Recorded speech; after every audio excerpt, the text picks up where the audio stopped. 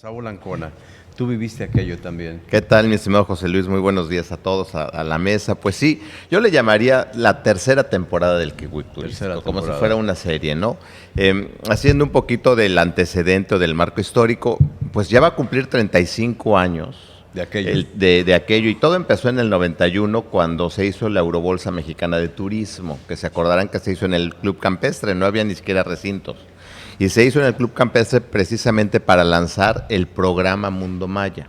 Entonces empezaba, y eso fue en 1991, después se llevaron algunas ediciones de manera aleatoria, se hicieron en Guadalajara, en Huatulco, en Querétaro no funcionaron, y en el 95, pues la iniciativa privada, pues amigos ahí, empresarios de mucho tiempo como Jorge Torre Loría, Pedro Marrufo, querían volver a hacer la Eurobolsa, que particularmente estaba dirigida al mercado europeo, que era el de ese entonces, que le gustaba mucho la parte de la cultura maya. Y salió la iniciativa de hacer una feria y llamarle Kiwik. Ya en el 96, bueno, Víctor Cervera entró en el 95 y 96 pues se lanzó, y el primer Kiwik, ya como feria turística regional, fue el 21 de marzo de 1996. En el Fiesta Americana hubo más o menos, todavía me acuerdo, 70 expositores de los 5 estados y de los 5 países, y aproximadamente tuvimos como 120 empresas compradoras. 97 fue en el Campestre, en el 98... Salió más o menos bien. Sí, salió muy bien, había recursos, eran otros tiempos, las líneas aéreas hacíamos la gestión desde el gobierno y te daban el 75% de descuento para que vinieran los compradores. Los hoteles de Mérida te daban hasta el 30% de habitaciones para poder hospedar a la prensa y a los compradores. Hablabas de Jorge Esma, bueno, se hacía cargo de todos los eventos culturales y de la Feria Artesanal del Mundo Maya a través de la Casa de las Artesanías. Entonces creo que se hacía una muy buena cohesión de todo y fue creciendo. Luego fue en el Campestre porque ya no cabíamos en el Fiesta Americana en el 97, y después ¿en dónde más lo hacemos? Se hizo en Plaza Dorada, que había un salón allá en la parte de arriba, que después fue un lugar de mambo y de café, y ahora creo que ahora es un gimnasio, porque seguía creciendo. Y ahí se hizo en la Plaza Dorada, y precisamente que don Víctor, pues obviamente su aniversario luctuoso es en 2 días. El lunes. Pues ¿en dónde más lo hacemos? Yo no digo que haya sido el único factor por el cual don Víctor Cervera haya proyectado hacer el Centro de Convenciones Yucatán Siglo XXI, pero sí influyó mucho, porque la feria iba creciendo y le encargó a Pedro Ramírez Vázquez, el despacho de Pedro Ramírez Vázquez, el diseño del siglo XXI. Bueno, ya no está tanto. Qué bueno que ya también falleció Pedro Ramírez Vázquez para ver cómo se hizo lo que tenemos hoy.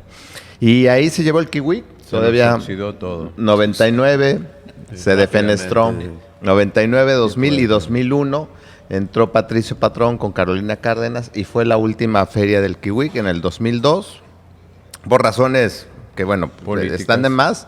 Sí, se dejó de hacer, llegó Ivonne Ortega, llegó Juan José Martín, el secretario de Turismo, y entonces pues, se retomó la feria, se hizo 2009, 10, el 11, el 12 era lo del Mundo Maya, el fin del mundo, el calendario maya, el 13 ya estando yo en la secretaría lo retomamos, y el 2014 ya no lo hicimos, José Luis, porque en el 2013 ya le costaba al gobierno, ya no te daban descuentos.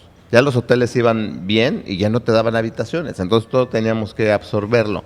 Y los estados y los países, bueno, sí participaban, pero muy acotaditos. No, y no teníamos viajes en común. Y ya, exactamente, y no había conexión, también hay que ser hoy muy el sinceros. Tren Maya, creo que hoy el Tren Maya, por eso yo le llamo tercera temporada, porque puede ser una circunstancia muy favorable.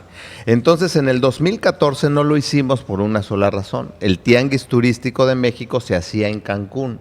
Entonces, ¿para qué íbamos a hacer una duplicidad de esfuerzos si estaba cerca de Cancún?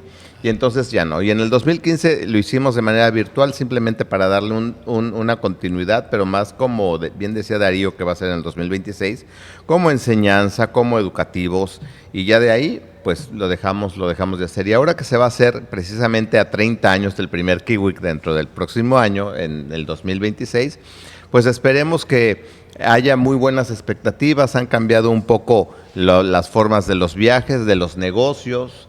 Es un año de retos, porque el próximo año 2026 se van a cumplir 50 años del Tianguis Turístico de México en Acapulco, y entonces el gobierno federal va a echar la casa por la ventana con el Tianguis. ¿no? Y por lo general es Entonces en abril. Nos va a atropellar el Y, camión ahí. y el Kiwi turístico, bueno, va a ser 5 días antes del Mundial de Fútbol.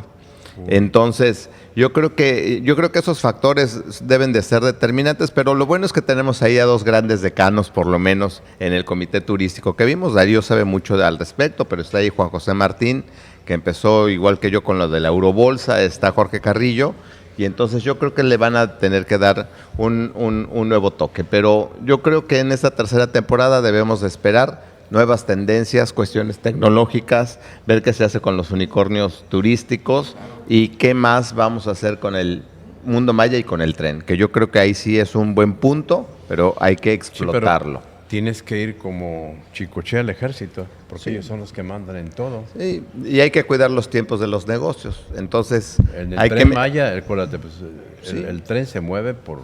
pues sí, hay que Por meter, el hay que ejército. meter el acelerador, porque sí, entre el tianguis, 50 años y el mundial, pues tenemos que ver cómo va a pasar esta temporada del Kiwi.